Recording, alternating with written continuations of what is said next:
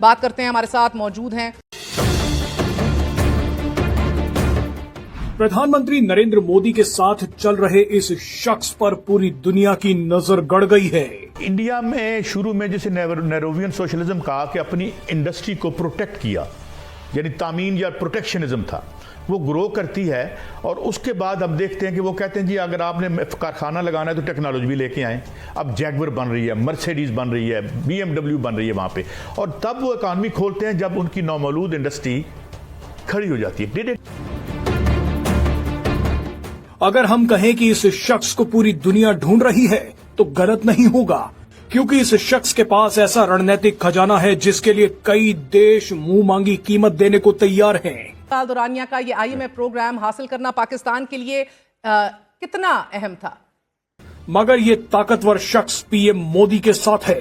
आपको बता दें कि PM मोदी के साथ दक्षिण अमेरिकी देश चिली के राष्ट्रपति गैब्रियल बोरिक हैं। गैब्रियल बोरिक का PM मोदी के साथ होना कई देशों को परेशान कर सकता है।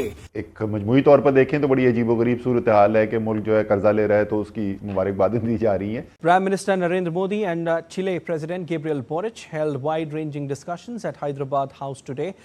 90 में ये मैं please correct me if I am wrong कि हमारे फॉरेन एक्सचेंज रिजर्व्स इंडिया से भी ज्यादा थे। ये तस्वीरें देखकर चीन की तो सांसें ही अटक गई होंगी। PM मोदी के साथ गैब्रियल बोरिक का होना क्यों दुनिया को हैरान कर रहा है वो आपको आगे बताते हैं, लेकिन उससे पहले आपको एक शानदार तस्वीर दिखाते हैं। You are committed with peace in the world. In India, we were talking to President Modi. You have the weird status nowadays that you can talk to every leader of the world. You're supporting Mr. Trump, Mr. Zelensky, and the European Union. The Latin American leaders embrace for Iran. That is something that no other leader can say now. या कम से कम हमारा loan कितना था 90 में, हमारा foreign exchange अब कर्जा कितना था, और हमारा क्या था 90 में। देखिए बात यह है, और मैं चूंकि यूनाइटेड नेशंस में अंडर सेक्रेटरी जनरल भी रहा हूँ, Hindustan was part of my territory. I was the development head for the United Nations Development Program. Hindustan 90 में पहली और आखिरी मर्तबा IMF के पास गया था। 1990, आपने ठीक कहा, और उनके रिजर्व्स तकरीबन ना होने के बराबर हो चुके थे, उनके बिल्कुल यानी नियर जीरो। मेरी जब मीटिंग्स होती थी हिंदुस्तान की लीडरशिप से, because India was part of my territory for United Nations के तौर पर, तो मेरी मीटिंग्स काफ़ी इनसे होती थी डॉक्टर मनमोहन सिंह जो हिंदुस्तान के प्राइम मिनिस्टर थे। एक मर्तबा उन्होंने बड़ी सिग्निफिकेंट बात कही मुझसे। उन्होंने कहा, डॉक्टर साहब, do you know that we learned from your experience?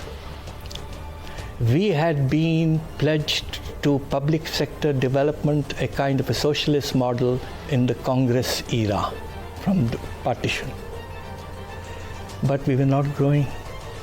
We were hardly 3-4% growth. We learned from the liberalization that you did in the 90s. When you privatized, when you liberalized, when you opened up the markets, opened up the banks, we did exactly that, and we have succeeded. You have not succeeded, and the reason why you did not succeed is because there were too frequent changes in government in the 90s and thereafter. यानी चलने नहीं दिया 2-3 साल के लिए होते थे, आते थे, चले जाते थे, और पॉलिसी शिफ्ट आ गई, पॉलिसी अब वो भी स्विंग था, पीपल्स पार्टी वर्सेस मुस्लिम लीग, यही स्विंग होता रहता था। तो India benefited from our thinking. मैं आज कह रहा हूँ, खुल के कह रहा हूँ, कि इंडिया के बड़े leader, prime minister level, accepted this, but he said he succeeded because around that time BJP was created and they have continued since then. हमारे यहाँ चेंजेस आते रहे हैं, आपके यहाँ किया। डॉक्टर, एक में ज़मीनी सवाल, आप बात जारी रखिएगा, फिर मैं इधर आता हूँ। PM मोदी के साथ चलते चलते राष्ट्रपति गैब्रियल बोरिक अचानक रुके और मुड़ गए। दरअसल गैब्रियल बोरिक पीएम मोदी के साथ चल रहे थे, तभी उन्हें भारत का तिरंगा दिखा। राष्ट्रपति गैब्रियल अचानक तिरंगे की तरफ मुड़े और पीएम मोदी से अशोक चक्र के बारे में पूछने लगे। पीएम मोदी ने राष्ट्रपति गैब्रियल को अशोक चक्र का महत्व समझाया। राष्ट्रपति गैब्रियल ध्यान से पीएम मोदी की बातें सुनते रहे। वैसे आपको जानकारी के लिए बता दें कि अशोक चक्र सारनाथ के अशोक स्तंभ से लिया गया एक गहरा नीला चक्र है, जो धर्म का प्रतीक है और इसमें 24 तीलियां हैं, जो मनुष्य के 24 गुणों का प्रतिनिधित्व करती हैं। बहरहाल अब आपको बताते हैं कि पीएम मोदी के साथ गैब्रियल बोरिक की ये मुलाकात कितनी बड़ी सफलता है। भारत से 17,000 किलोमीटर दूर स्थित दक्षिणी अमेरिकी देश चिली के पास एक ऐसा खजाना है जो भारत को मालामाल कर सकता है। कई रिपोर्ट्स में दावा किया गया है कि चिली के पास दुनिया का सबसे बड़ा लिथियम भंडार है। बताया जाता है कि चिली के पास 10 मिलियन मैट्रिक टन से भी ज्यादा लिथियम है। दक्षिण अमेरिका में स्थित 3 देश लिथियम त्रिकोण यानी लिथियम ट्रायंगल बनाते हैं। ये 3 देश हैं अर्जेंटीना, बोलीविया और चिली। इन तीनों देशों के पास दुनिया का 54% लिथियम भंडार है और इन तीनों में भी सबसे ज्यादा चिली के पास है। आपको बता दें कि लिथियम भविष्य का ईंधन है। आप ये जानकर हैरान हो जाएंगे कि साल 2019 में लिथियम आयन बैटरी बनाने वाले 3 वैज्ञानिकों को रसायन शास्त्र का नोबेल पुरस्कार मिला था। लिथियम कितना जरूरी है अब वो देख लीजिए। इलेक्ट्रिक कार हो या फिर स्मार्टफोन, लैपटॉप हो या फिर डिजिटल कैमरा या कोई भी बैटरी से बनने वाला प्रोडक्ट, इन सभी में लिथियम से बनी बैटरी का इस्तेमाल होता है। खास बात यह है कि लिथियम से बनी बैटरी रिचार्जेबल होती है, यानी ये लंबे समय तक काम आती है और इसी वजह से ये सस्ती भी पड़ती है। भारत अपनी लिथियम जरूरतों का बड़ा हिस्सा आयात करता है। 2020 से भारत लिथियम आयात करने के मामले में जय हिंद दोस्तों। चिली के राष्ट्रपति गैब्रियल बोरिक को भारत में देखकर कई देशों की सांसें फूल गई है।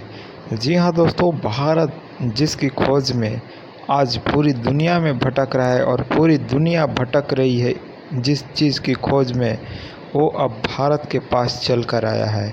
जी हाँ दोस्तों, बात करते हैं लिथियम की, जो कि चार्जेबल है और उसकी खोज में भारत इतने दिन से चीन पर निर्भर था, अब उसे पाने में कोई बड़ी मुश्किलें नहीं आने वाली है। जी हाँ दोस्तों, एक समय ऐसा था जहां भारत किसी भी वक्त चाइना पर निर्भर रहता था और चाइना इसको लेकर काफ़ी भारत पर दबाव बनाता था, लेकिन दोस्तों अब भारत समझ चुका है कि किसी पर निर्भर रहना यानी कि अपने ही गड्ढा खोदना। जी हाँ दोस्तों, अब भारत आत्मनिर्भर बन चुका है और हर एक विकल्प के तलाश में है।